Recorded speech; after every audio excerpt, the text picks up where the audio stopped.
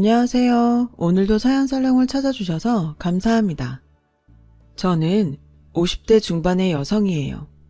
저에게는 10살 어린 남동생이 있어요.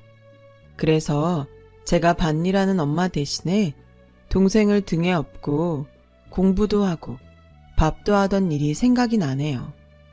저희 집은 시골에서 농사를 짓고 살았기 때문에 경제적으로 넉넉하지 못했어요. 옛날 어른들이 아들을 귀하게 여겼던 것처럼 저희 집도 늦게 태어난 동생을 많이 위했죠. 동생이 성격도 원만하고 운동신경도 좋아서 친구들도 많았어요. 그래서 어딜 가나 사람들의 관심을 독차지했죠. 저는 좀 얌전한 편이었기 때문에 그런 동생이 부러웠습니다. 동생은 저도 잘 따랐고 집안일도 잘 도와줬어요. 저에게는 가장 친한 친구나 마찬가지였어요. 그런 동생이 야구를 하고 싶다고 했을 때 저는 동생을 밀어주자고 적극적으로 부모님을 설득했어요. 어떻게든 동생의 소원을 들어주고 싶었거든요. 엄마는 한숨을 푹 쉬시며 나도 정훈이 하고 싶다는 거 다 해주고 싶지. 그런데 우리 집 형편이 그럴 만한 능력이 안 되잖아. 엄마, 나도 벌게. 내가 고등학교 졸업하고 바로 취직하면 되지. 라며 동생이 좋아하는 야구를 시키자고 했죠. 저는 그때 고2였기 때문에 1년 반 정도만 기다리면 취직을 할 수 있었거든요. 원래는 전문대에 가서 무역 관련 공부를 하고 싶었지만 얼른 돈을 벌어서 동생 뒷바라지를 해야겠다는 생각이 더 컸어요. 동생은 야구를 할 수 있게 되자 너무 좋아했고 그런 동생을 보는 게 저도 행복했어요. 그리고 고등학교를 졸업한 후에 바로 어느 회사 사무원으로 취직했어요. 들어갈 때는 일반 사무원이었지만 회사가 작아서 그런지 저한테 격리 업무까지 맡기더군요. 저는 격리 실무에 필요한 것들을 따로 독학으로 공부하면서 열심히 회사 생활에 적응해 갔어요. 동생은 초등학교 야구부에서 열심히 야구를 했죠. 지방에 있는 학교라서 부원이 많은 건 아니었지만 동생은 특유의 운동신경 덕분에 4번 타자가 됐고 야구로 유명한 중학교에 갔어요. 그러는 동안 저는 지방 도시에 있는 회계사 사무실로 직장을 옮기게 됐어요. 제법 큰 회사였는데 전 회사의 경력을 인정해줘서 격리 경력 사무원으로 들어가게 됐죠. 제가 상업계열 학교를 졸업한 건 아니었지만 따로 독학을 했던 것이 많이 도움이 됐어요. 제가 버는 돈은 많아졌지만 동생한테 들어가는 돈이 많았기 때문에 집안 형편이 나아진 건 아니었어요. 그래도 부모님은 제가 조금씩 아껴서 용돈을 드리면 제 덕분에 편해졌다며 아주 좋아하셨어요. 그런 부모님을 보면 더 돈을 잘 벌어서 정말 편하게 해드리고 싶다는 생각이 들었죠. 동생이 야구로 유명한 고등학교에 들어간 후 저는 좀 더 보탬이 되고 싶어서 다른 회사를 찾아봤어요. 그때 회계사 한 분이 저를 부르셨어요. 내가 다음 달에 큰 회사로 옮기는 거 알지? 거기에 격리 경력직을 뽑는다는데 추천해 줄 테니까 면접 한번 봐. 그분은 제 사정을 알고 계셨거든요. 저는 흔쾌히 그러겠다고 했고 열심히 준비해서 면접을 보러 갔어요. 그리고 합격 통보를 받았죠. 회사가 크다 보니 규칙도 더 많고 일부담이 있었지만 저는 다 괜찮더라고요. 동생은 그런 저한테 누나가 나 때문에 많이 애쓰는 거 알아. 그래도 건강도 챙기면서 일해. 내가 꼭 성공해서 누나 호강시켜줄게. 말만이라도 고마워. 나도 건강 잘 챙길 테니까 너도 열심히 해. 서로를 위로했어요. 그리고 회사에 들어가고 몇 개월쯤 지났을 때 남편을 만나게 됐어요. 남편은 기획팀에서 일하고 있었는데 영수증 처리가 잘못돼서 격리부에 왔다가 저와 만난 거였어요. 남편은 좋은 대학을 나오고 공부도 많이 한 똑똑한 사람이었어요. 저는 남편의 그런 면들에 끌렸고 남편은 제가 엄마처럼 잘 챙겨줘서 좋다고 하더군요. 그 사람은 좀 어린애 같은 데가 있긴 했지만 공부만 하느라 세상 물정을 잘 몰라서 그런다고 생각했어요. 그러던 어느 날 남편이 제게 청혼을 하더라고요. 나는 은진이 너처럼 나 잘 챙겨주는 사람은 못 만날 것 같아. 우리 결혼하자. 응? 내가 행복하게 해줄게. 근데 현우 씨 집에서 나보고 뭐라고 안 해? 현우 씨네는 잘 살잖아. 우리 집은 그냥 농사 짓는단 말이야. 괜찮아. 우리 엄만 나한테만 잘해주는 여자면 다 오케이야. 그래서 저와 남편은 각자 집에 인사를 가게 됐어요. 남편 집에 갈 때 굉장히 많이 걱정하고 긴장했는데 부모님들이 생각보다 편하게 대해주셔서 한시름 놓았죠. 저희 부모님도 남편을 좋아하셨어요. 근데 동생이 별로라고 하더군요. 나야 누나가 좋다고 하면 할 말은 없지만 남자가 철딱서니가 좀 없어 보여서 그래. 라고 하자 엄마가 야, 네 누나 잘못하면 네 뒷바라지만 하다가 늙는다. 좋은 사람 있을 때 결혼해야지. 라고 하셨고 동생도 알겠다며 둘이 잘 살라고 해줬어요. 그렇게 저희는 별 다른 갈등 없이 결혼식을 하게 됐어요. 시댁이랑 가까운 데에 살아서 시어머니가 좀 자주 부르긴 했지만 일일이 스트레스 받지 않으려고 노력했죠. 시어머니는 티는 안 내려고 했지만 가끔 저나 저희 집을 얕잡아 보는 게 나타날 때가 있었어요. 엄마가 시어머니 주라며 제게 명품 스카프를 전달하신 적이 있는데 그때도 이거 가짜 아닌가? 백화점 가서 물어보면 알겠지? 라며 대놓고 말하는데 그걸 사려고 돈을 아껴 쓸 엄마 생각을 하니 가슴이 아팠죠. 아무튼 이런 식으로 말할 때가 몇 번 있었지만 성격이 솔직해서 그러려니 하고 넘어가곤 했어요. 그렇게 결혼하고 1년이 좀 넘었을 때였어요. 엄마한테 전화가 왔는데 동생이 어깨를 다쳐서 서울에 있는 대학병원에 가서 수술을 받아야 한다는 거였어요. 저는 너무 걱정이 돼서 그 길로 서울에 따라갔죠. 동생은 수술한 후에도 재활하는데 꽤 시간이 걸린다고 하더라고요. 곧 고3이 되는 동생은 자기 야구 인생에서 제일 중요한 시기에 부상을 당한 것 때문에 많이 우울해했어요. 그래서 수술받고 입원해 있는 동안 옆에 있으면서 계속 돌봤어요. 그리고 집에 왔더니 남편 태도가 좀 이상하더군요. 제가 밥은 잘 먹었냐, 회사에서는 별일 없었냐고 물어봐도 대답도 안 하고 쳐다도 안 보더니 아침에도 어느새 일어나서 회사에 출근하고 없더라고요. 저는 회사에서 무슨 일이 있었나 하고 별 생각 없이 은행에 갔어요. 그런데 생활비 통장에 잔고가 싹 비어져 있는 거였어요. 생활비 통장은 저하고 남편이 같이 쓰는 건데 남편이 자기 월급에서 생활비 할 만큼만 넣어주고 있었거든요. 저는 남편한테 바로 전화를 했죠. 당신 말이야, 그렇게 동생이 좋으면 동생이랑 살지 나랑 결혼은 왜 했어?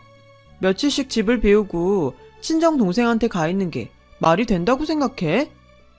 지금 그랬다고 생활비를 몽땅 빼버렸다는 거야? 무슨 장난해? 그리고 지금 동생이 수술해서 아프잖아.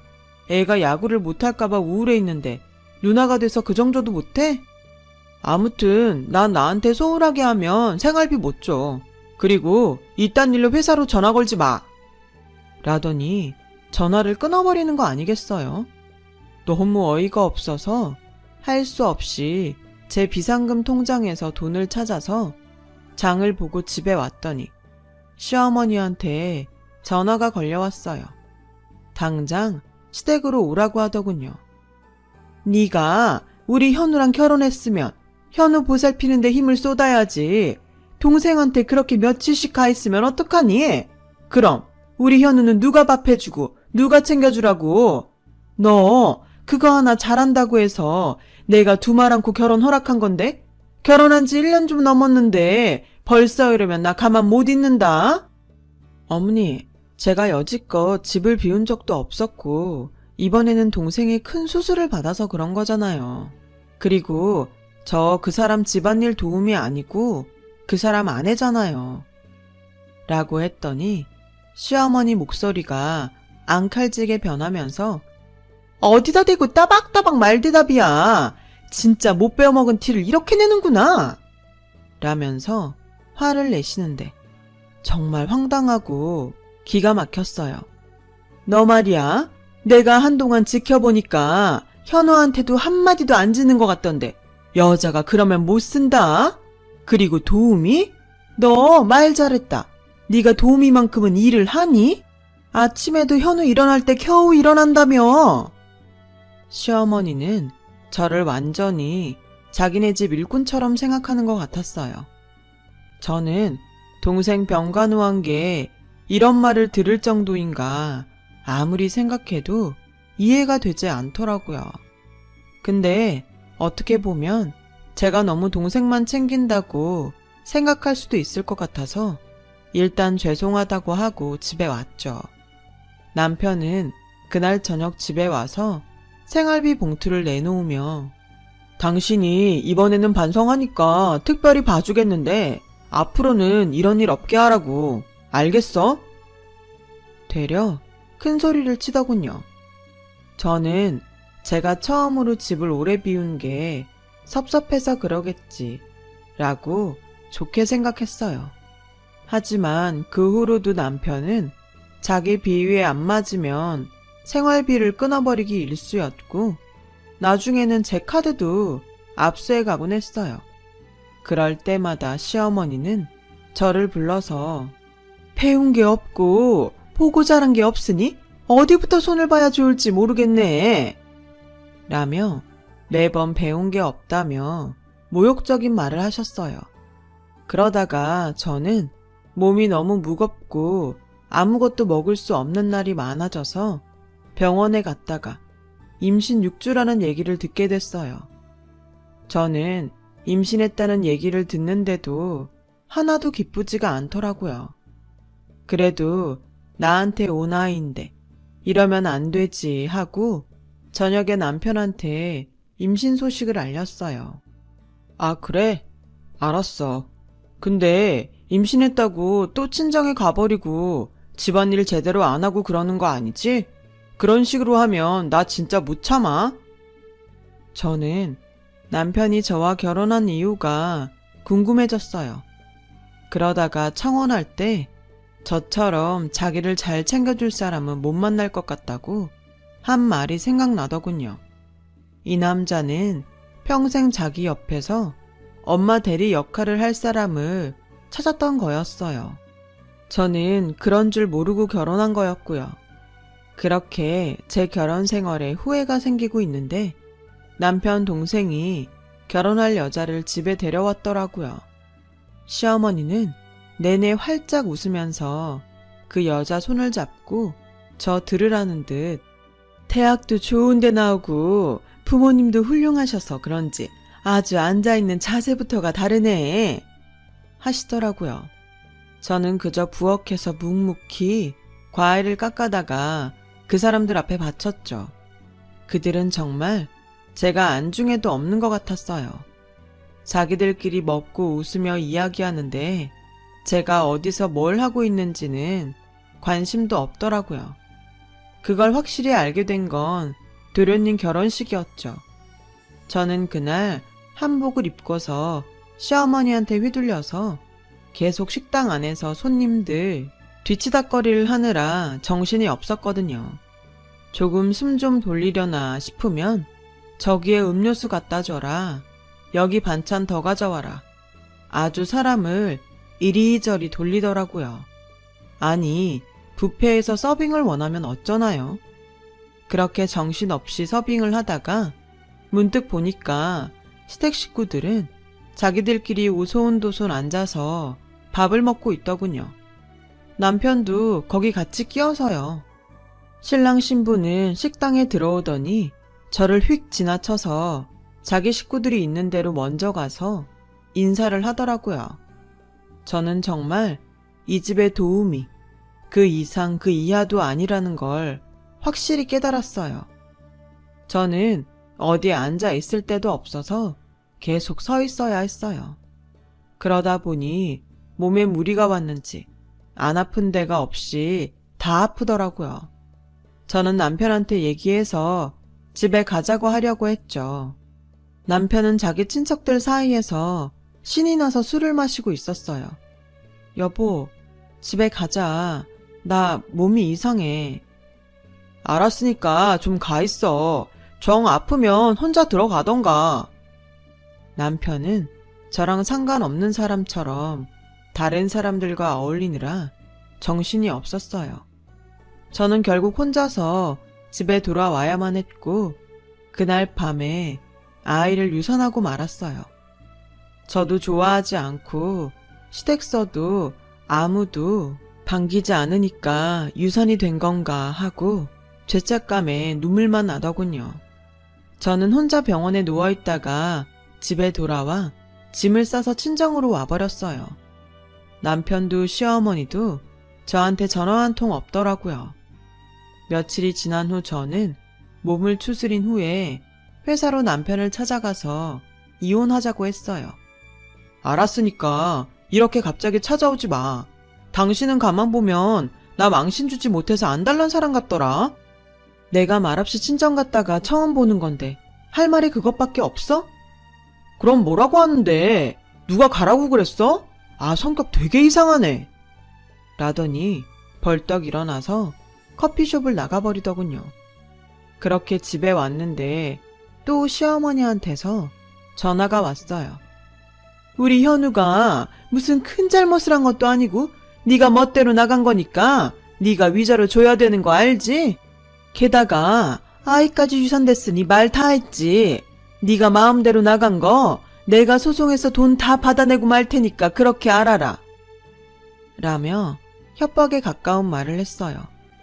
두 사람은 아이가 어떻게 된 건지 제 몸은 괜찮은지 전혀 관심이 없었어요. 그리고 그때는 이혼한다고 결심하는 것만으로도 여자한테 굉장히 큰일이었는데 31살인 제게 시어머니의 그런 말들은 무섭기만 느껴졌어요. 그래도 남편하고 더는 못 살 것 같았어요. 부모님은 그런 저를 이해한다며 여기저기서 돈을 빌리셔서 제가 가지고 있는 돈하고 합쳐서 위자료를 만드셨어요. 저는 남편과 시댁이 요구하는 돈을 주고 이혼을 하게 됐죠. 지금 생각해보면 그때 능력이 있었다면 변호사를 선임하고 그들에게도 죄를 물을 수 있었을 것 같은데 그때는 그럴 엄두도 내지 못했습니다. 그렇게 저는 이혼하고도 한참을 집에서만 지냈어요. 밖에 나가면 다들 저를 보고 수군거리는 것 같았거든요. 어디 나가서 취직할 엄두도 나지 않았어요. 그러고 있는데 일본에 유학 간 동생이 방학이 돼서 집에 왔어요. 동생은 어깨를 다친 후 자꾸 부상이 도지게 되자 야구를 그만두고 재수를 하다가 일본으로 유학을 가게 됐거든요. 집에서 도움을 주기 어려우니까 일본은 유학생이 아르바이트를 할 수 있다고 해서 선택한 곳이었어요. 다른 나라보다 가깝다는 이유도 있었죠. 동생은 저를 보더니 자기랑 장사를 시작해보는 게 어떠냐는 거였어요. 장사라니 우리가 무슨 장사를 해? 거기에 우리나라 여자들이 좋아할 만한 것들이 꽤 있거든. 그렇게 비싸지도 않아. 옷도 그렇고. 그냥 조금씩 갖다가 팔아보자. 그렇게 해서 저는 동생과 함께 보따리 장사를 시작했어요. 그게 지금 제가 하는 인터넷 쇼핑몰의 시초였죠. 저는 주로 젊은 엄마들이나 회사 다니는 여자들이 좋아할 만한 아이템들을 찾아서 동생한테 전달했고, 동생은 물건들을 사서 보내줬어요. 그렇게 장사를 하다가 보니 재미가 있더라고요. 저는 원래 무역 쪽에 관심이 있었기 때문에 정식으로 수입해보기로 했어요. 동생도 일본에서 경영 쪽을 공부하고 있어서 많은 도움이 됐죠. 몇 년 후 동생이 군대를 다녀와서 졸업을 한 다음 저희는 그동안 모은 돈을 가지고 작게 회사를 차렸어요. 동생이 일본에서 만들어 놓은 인맥들이 있어서 순조롭게 시작할 수 있었어요.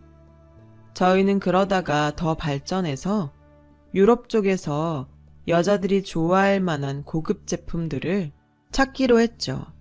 비누나 작은 생활용품들도 여러 나라에서 들여오게 됐어요.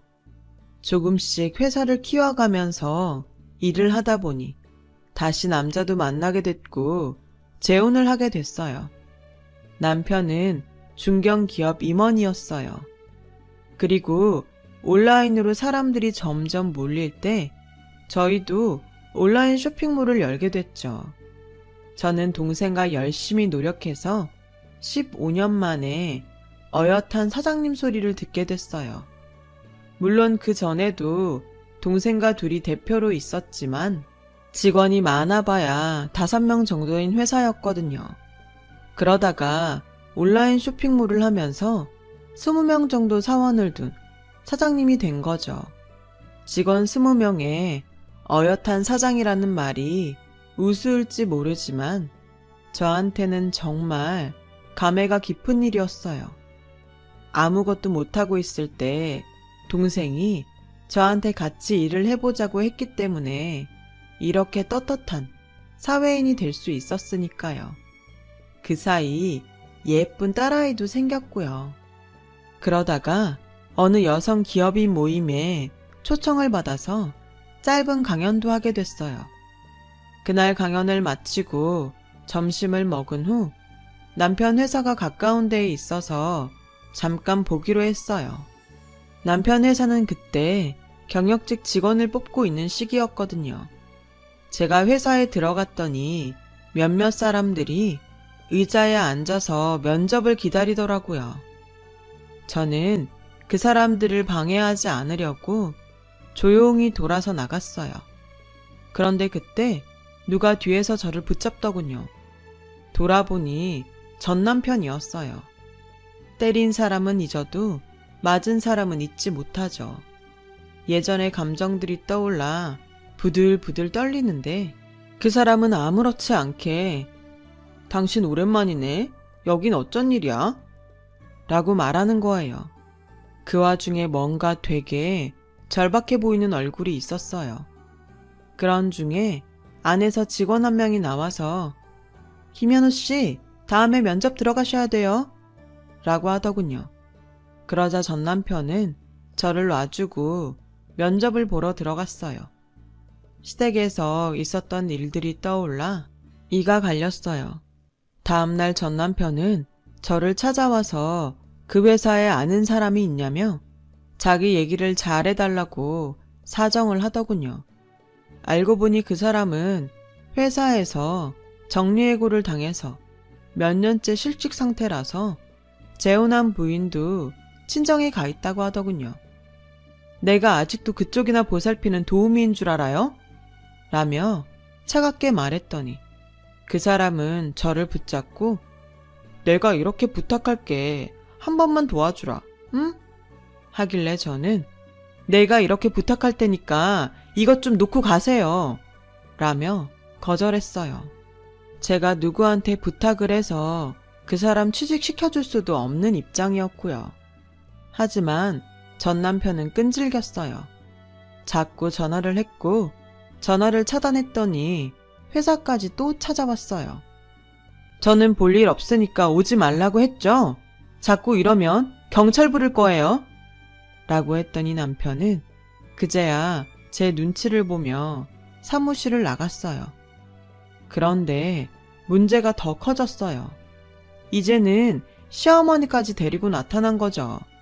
전에도 저랑 무슨 일만 있으면 시어머니한테 전화해서 다 얘기하더니 그 버릇을 아직도 못 고친 모양이었어요. 전 시어머니는 여전히 제 앞에서 도도한 척 하시더라고요. 내가 좀 보니까 네가 살만해진 것 같은데 그렇다고 사람이 그렇게 안면 싹 바꾸면 되겠니? 예전에 네가 우리 집에서 어떤 위치였니? 지금처럼 이럴 수 있는지 어디 생각해봐라. 그러자 마침 와있던 남편이 사무실에서 나와서 한마디 하더군요. 정말 듣자 하니까 너무 하시는군요. 지금 이 사람은 제 아내입니다. 댁들이랑은 아무 상관도 없다고요. 저도 그쪽에서 한 얘기 좀 들어서 아는데요. 무슨 사람을 집안 도우미처럼 부려먹고 자기 아들 비위 못 맞추면 사람 취급도 안 했다면서요. 사람이 그러면 안 되죠. 이 사람이 유산했을 때도 괜찮냐는 말도 안 했다는 사람들이 이제 와서 자기들 살겠다고 취직을 부탁해요? 거기 김현우 씨, 나 기억하죠? 그날 면접 봤잖아요. 그러자 전 남편과 전 시어머니 얼굴이 새하얗게 변했어요. 전 남편은 너무 놀라서 어쩔 줄 모르며 아니, 저는 그런 뜻이 아니었고요. 그냥 저 사람이 잘 됐으니까 거기 아는 사람 있는지 알아보려고 라길래 제가 그걸 왜 나한테 알아봐? 실력이 있으면 어련히 붙지 않겠어? 앞으로 한 번만 나 더 찾아오면 법원에 접근 금지 명령 받아낼 거야.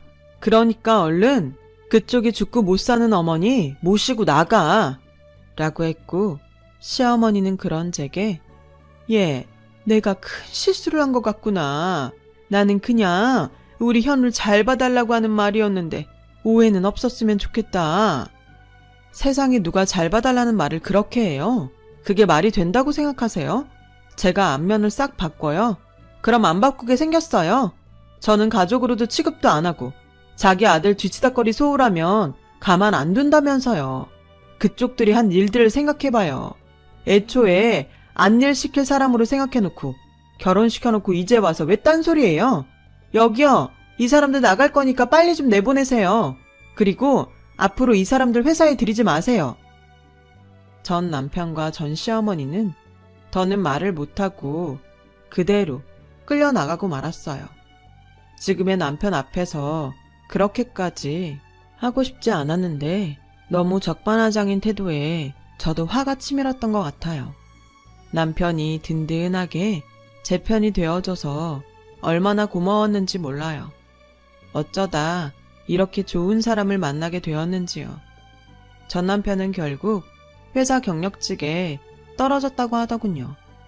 그 일이 아니더라도 면접을 너무 못해서 점수가 안 좋았다고 하네요.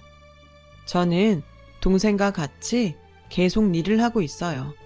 아이도 잘 크고 있고 남편과도 잘 지내고 있답니다. 시댁은 그때 이후로 어떻게 됐는지 잘 모르겠네요. 어디선가 잘 살고 있겠죠.